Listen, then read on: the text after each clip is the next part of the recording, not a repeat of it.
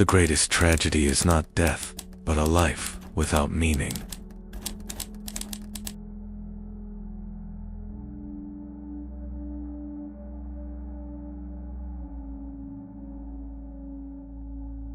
So take a walk alone, not to escape, but to reconnect. Touch the world again, watch a sunset, and actually watch it. Read something not because it's productive, but because it speaks to you. Cry, if you need to. Laugh, without needing a reason. Say no to things that drain you. Say yes to things that scare you. And above all, give yourself permission to feel again.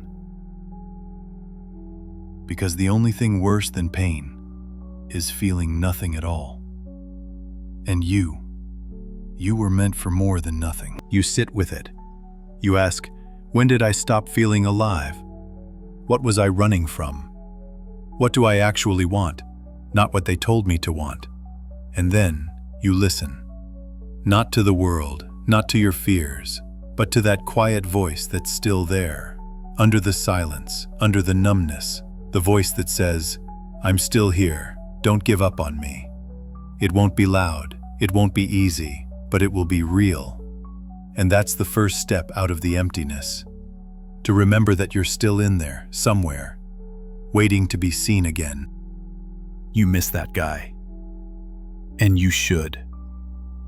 Because he's not gone. He's just buried under everything you've been told a man should be. They told you to be strong, so you hid your pain. They told you to be focused, so you abandoned curiosity. They told you to be a provider, so you stopped asking what you actually needed. And now, here you are, full of responsibilities, but empty of meaning. So what's the answer? You don't fix emptiness by filling it with noise.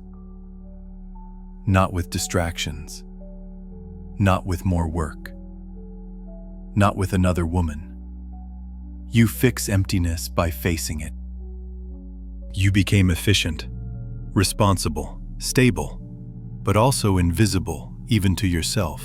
And now, you feel empty, because you buried the very parts of you that gave life color. Let me say something you may have forgotten. You are allowed to want more. More than a paycheck. More than acceptance. More than getting by. You're allowed to miss yourself. The version of you that felt things, that laughed too loud, that stayed up too late dreaming, that wasn't afraid to want. But let me tell you something that might sting a little. You weren't made for this kind of life. You weren't meant to just get through your days, to silence your thoughts, to kill your desires just to stay in control. You were made to feel deeply, to love recklessly, to build, to fall, to bleed, to grow, to live. But somewhere along the way, you traded that for safety, for stability, for predictability. And in doing so, you killed the part of you that made life worth living. You're not alone. This feeling, this emptiness, it's everywhere.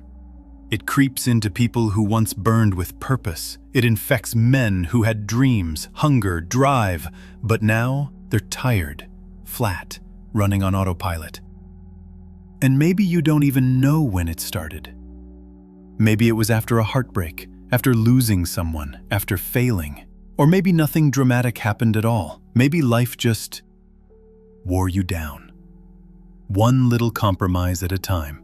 One routine day after another, until you stopped asking questions and started calling this numbness normal. You eat without tasting, scroll without thinking, work without caring, smile without meaning. and nobody sees it because you've gotten so good at hiding it. But I'll ask you, what exactly are you hiding? Is it the exhaustion of pretending you're fine? The quiet fear that this is all life has to offer? The guilt of not being grateful even though you should?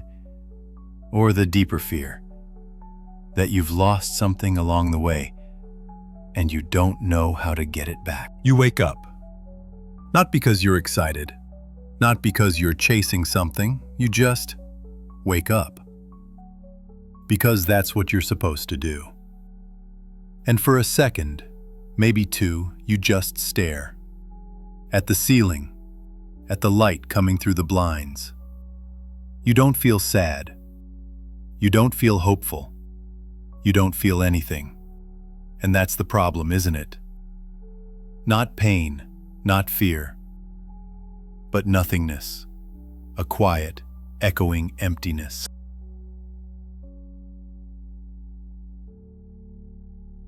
The wound is the place where the light enters you.